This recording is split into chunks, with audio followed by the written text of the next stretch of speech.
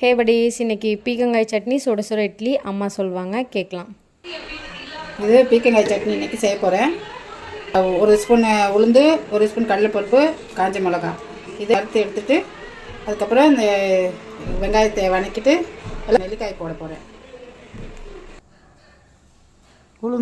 உளுந்தையும் கடலைப்பருப்பு, காஞ்ச மிளகாயை வறுத்துட்டு அதுக்கப்புறம் எண்ணெய் காஞ்ச பிறகு வெங்காயம் வதக்கி பீக்கங்காயை போட்டு நல்லா பச்சை வாசம் போடுற மாதிரி வதக்கிட்டு நல்லா பச்சை வாசம் போட்டு நல்லா அதுக்கப்புறம் நெல்லிக்காய் போட்டு ஒரு கைப்பிடி அளவு கருவேப்பிலை, தேங்காய் போட்டு மணமாக இட்லி அப்படியே ஊற்றி வச்சுட்டு சாப்பிட வேண்டியதான். இப்படி பீக்கங்காய் பிடிக்காதவங்க கூட இப்படி செஞ்சு கொடுத்தீங்கன்னா சாப்பிட்ருவாங்க. ஏன்னா இதில் பீக்கங்காய் தான் இருக்குதுன்னு யாருக்கும் தெரிய போகிறதில்ல. நெல்லிக்காயும் இருக்குது, கருவேப்பிலையும் இருக்குது, நல்லா சத்தானது, டேஸ்ட்டாகவும் இருக்குது.